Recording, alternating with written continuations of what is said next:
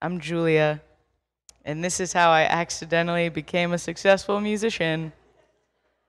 What I'm going to try and do is outline the general rules that I lived by and how they worked out for me. So step one is boredom. If you're like not happy doing what you're currently doing, bored of it or whatever else, find something else to do. Find another outlet and become really, really good at it. Do it all the time. And then, if you can, release that thing that you've obsessed about to the world. For me, it was music videos of generally awful songs that I turned into other versions. That was the classic 303's Don't Trust Me. My grandma was in my house while I was recording that. Step two, involve other people. Find a community. For me, there just happened to be 4 years ago a group of people that were becoming really, really into the ukulele. And so when they would put ukulele into the search bar to find something that they were into, they would find me. Because I had been obsessing about making these videos. I had like 5 or 6 of them up, and I was putting them up every couple of weeks. And so those people became my people, and they were checking back in and telling me what they thought. And as I got more opinions, and like the comment section on YouTube kind of just serves as like the most honest reaction you will ever receive. People don't hold back on YouTube. So I did mold the things that I was doing to make other people happy, but myself happy at the same time.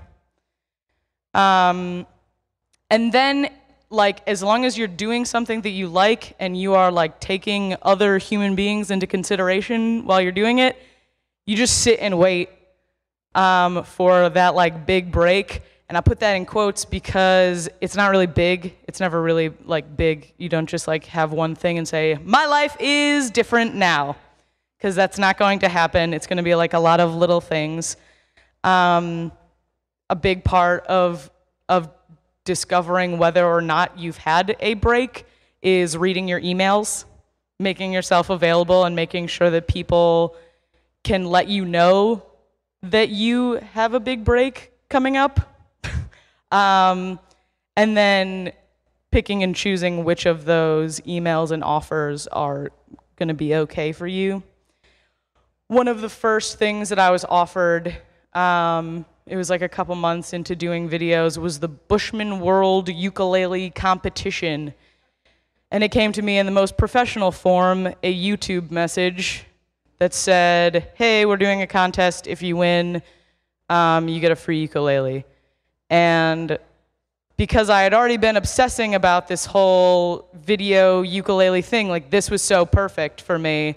So I actually made 2 videos, and I like freaked out about it. I spent like days on these things. Like I said, it's important to be obsessed with the thing that you're doing. And then I won, and I got a free ukulele, and the first thing that anyone ever in my life paid me to come play music at was this luau. It was held in a barn. It was kind of weird. It was not as well put together as XOXO. And it was kind of the thing where I was like, man, if you had asked me 2 weeks ago, I'd be flying to a ukulele luau. My life has come so far. And that's what I mean by big break. Like, it feels big when something happens to you, but that's not the end of breaks. Every scratch on this guitar is because of you. I was mostly doing covers on YouTube and going back to like listening to your audience and fine-tuning things. Someone insisted that I do an original song because I really wanted to hear the inner workings of my brain. And so I did, and the next morning I woke up and I had YouTube attached to my email. Anytime I got a comment or someone subscribed to my videos, I got an email, and I woke up and my email was 100% capacity. There was like 100,000 emails that had come in overnight. And I found that was because with original content, YouTube put my video on the front page. And so if anyone, they don't do this anymore, which is dumb, but if you went to youtube.com, there would be like 3 videos there, and lots of people were going to youtube.com, and of the 3 videos, blonde-haired blue-eyed chick, they just clicked that one. So I just got like a bazillion people looking at me. And like I said, YouTube comments are like really honest. So this was definitely a big break, and I hated it so much. It was the worst. I was the saddest person. I had a nose ring at the time.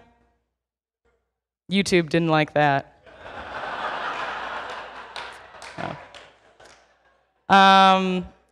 So I think like this is a tangent, and we can talk about it later if you guys want to, but there will be crappy things that will happen to you when success happens to you.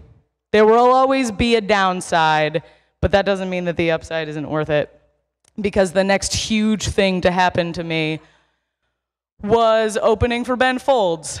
Just like my absolute favorite musician ever in the whole entire world messaged me on MySpace. And there's actually kind of a longer story. He had a YouTube channel, and he put up a video that prompted a cappella groups to come make videos of them covering his songs, and he was going to choose one of those a cappella groups to open for him.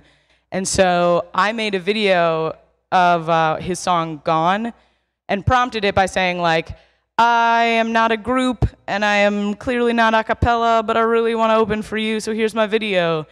And I recorded the whole thing and I edited it all together, and then I went back to see where I could post it, and it was gone. He had taken down his video. There was no more contest. It was like it never existed. And I was just like, oh, crap. Well, I guess I will take that out and post it anyway. And when I did that, a couple days later, I got the message that in my MySpace inbox that said, open for Ben Folds. And I was like, the contest is back. But I can't submit. I just already lost cause, so I didn't respond. Didn't even open it. I eventually got a call from my mom because we had a record label. My mom just called it a record label. It's not a record label. It's me and my mom. And she would list it. It was like before online shopping was super easy, so we would have people call in with their credit cards, and that's how they could buy my CD.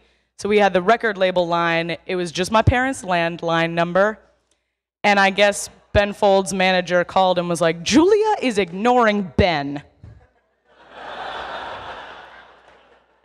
And then I got like a very awesome and then slightly angry call from my mom. She was like, why are you ignoring Ben Folds? I was like, oh, sorry, Mom. Sorry, Ben. What I'm trying to say is, what I'm trying to tell you is not. This is me and Ben. Like I want to say, because I know you want me to change it. Say it!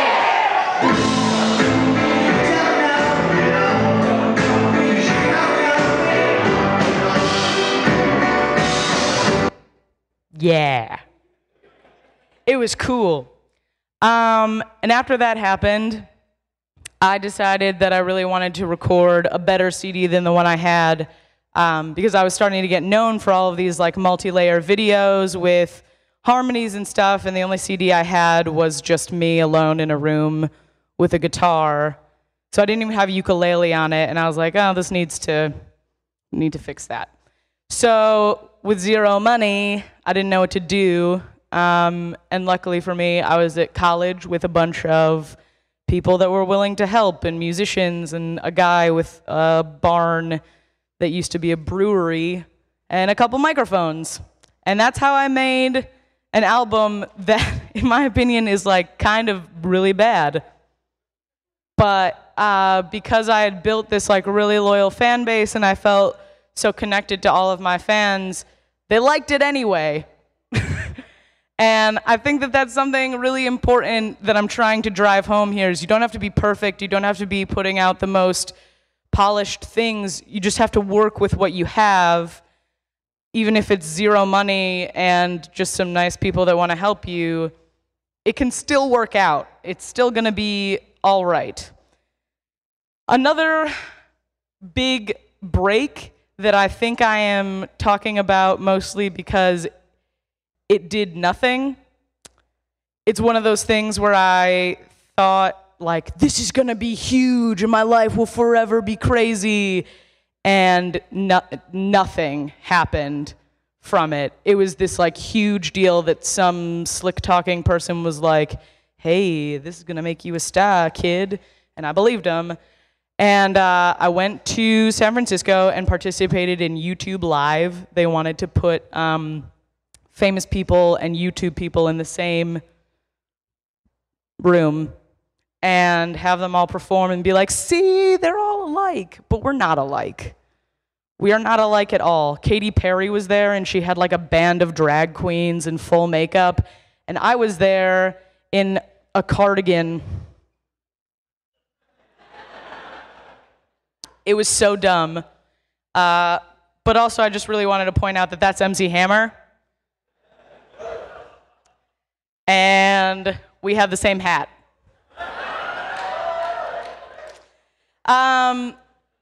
This is another example of just like using your resources. I had never gone on tour in the USA, but my sister lived in England, so she's super organized and booked a tour for me. So before I toured America without Ben Folds, I toured England. And that's just like reaching out to people that you have in your life to see how they can help you. Don't put it that way, but do it. The next big break was actually huge. It was an intern at the company that books Bonnaroo had been given the task of finding a really small band to fill up like 7 or 8 small show spots all around the festival, like basically filling up time. And she found me on YouTube. Mostly because I am all over YouTube. I make myself like incredibly easy to find. If you spell my name wrong, I still come up. And it's because I have this like volume of things. And I think that like, if you want to make sure someone could find you and you're a graphic designer, make one thing searchable that anytime someone's like, what is that guy or girl, they can put that one thing in and they will find you again. For me, it was like blonde ukulele. And that's basically how this girl found me. She had like run across me at some point and then was like, who is that girl? Girl ukulele harmonies. And she found me again. So it's important to have a way for people to find you again because you might play Bonnaroo. That year I ended up on a panel talking about my like first time ever at Bonnaroo with Portugal the Man, Bon Iver, Khaki King, and Lucinda Williams. So, works out. I played Bonnaroo the next year, but this is what I did like to fill my time between the 2 Bonnaroos. I contacted another YouTube band named Pomplamoose, and we recorded an EP together. I played almost every weekend of my college career and still got good grades. I toured on the East and West Coast. I did the UK again. I opened for Matt and Kim at a festival. I spoke on panels and played at CMJ. I put out 11 videos. I went back and counted what I did between those years. And I opened for Kevin Bacon, which was weird.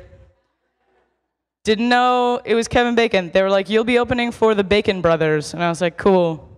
Do they sing songs about greasy food? And then I got there, and it was Kevin Bacon being a little too sincere about his songs. There was one about a squid coming out of the ocean. Bonnaroo Part 2. This time I played like one giant show instead of like 7 little ones. And this happened. That's the crowd for Weezer, for which I will be playing in front of during Tripping Down the Freeway. This was fun.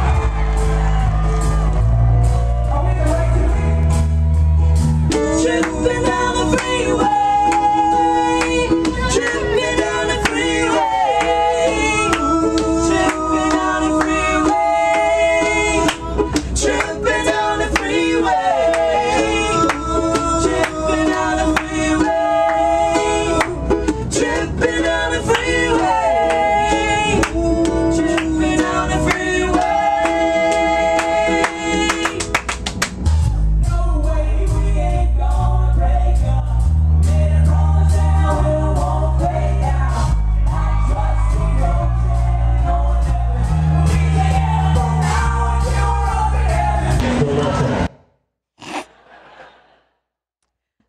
Yeah, we weren't in the right tuning.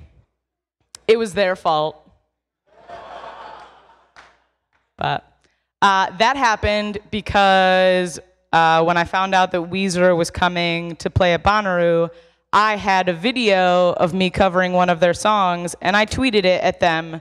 And I said, hey, come play this song with me during my set. And they said, no, come play this song with us during our set. So the internet's weird.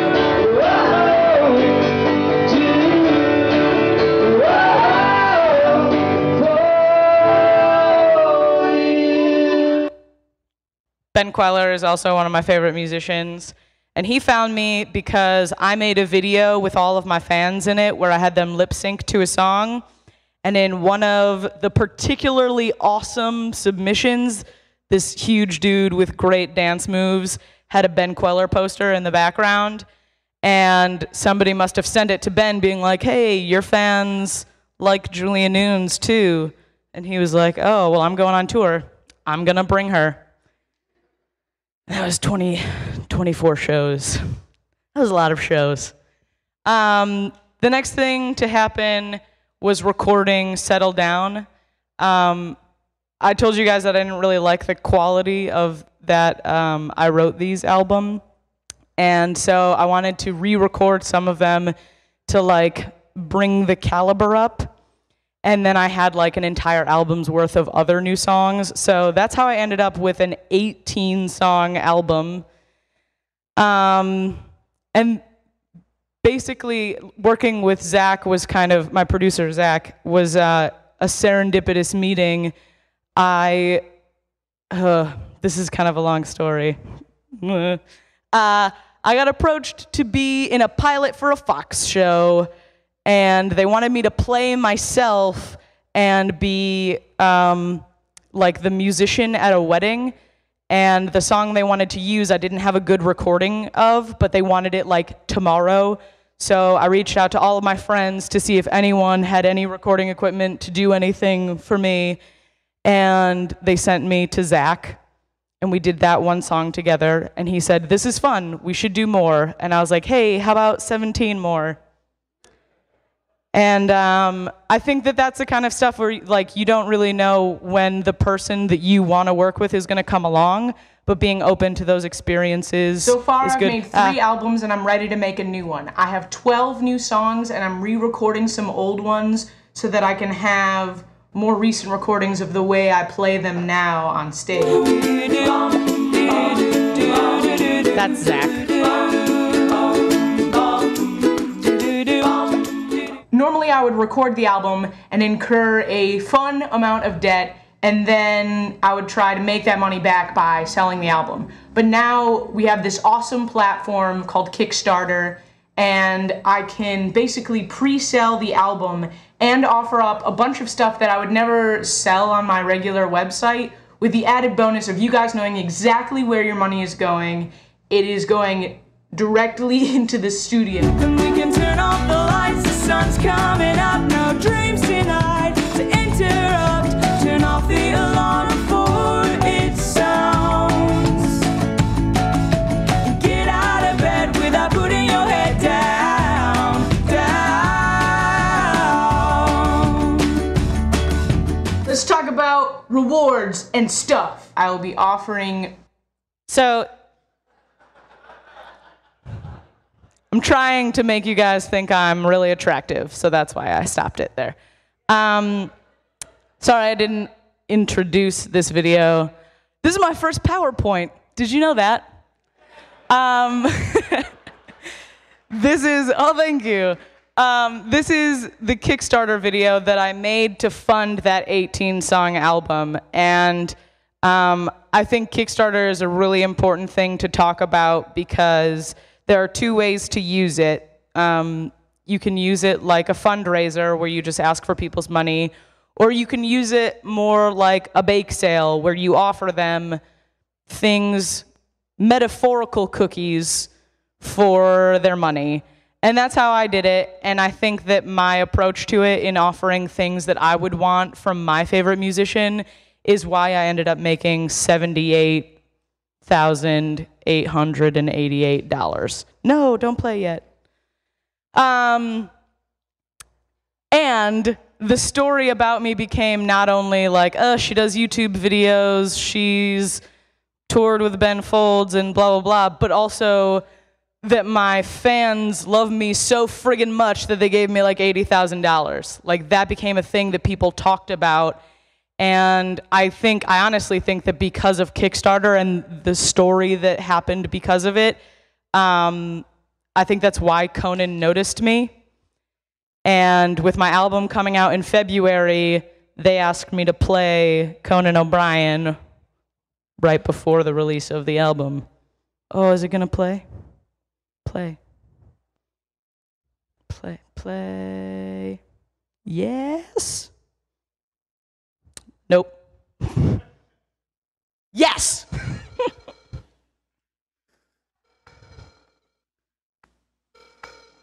Hey! Guess what? I'm gonna play Stay Awake on Conan O'Brien. January 24th. We can turn off the lights, the sun's coming up, no dreams tonight to interrupt. Turn off the alarm before it sounds. It's me and Conan.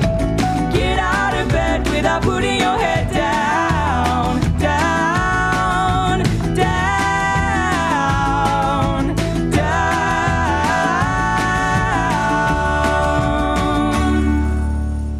Yeah, that was important to show you. I think that performance on Conan kind of exposed me to like a very different group of people.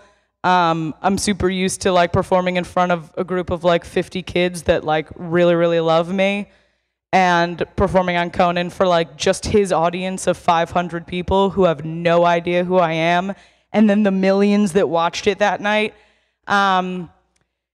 So like, compared to the ukulele luau, more fair to say that my life changed a whole bunch, and I never would have guessed that it would have all come out of just obsessing over ukulele videos on YouTube 4 years prior. Most importantly, somewhere along the line, I realized that I get too sweaty to have bangs. And that's what I would like to leave you with. Thank you so much for having me. I'm gonna be signing stuff downstairs after Matt's presentation during the half-hour break. Say that one more time? I couldn't hear it. I'm gonna be You're gonna be signing things things after Matt's talk after Matt's talk during the During the half-hour break. Thank you, Julia. Thank you.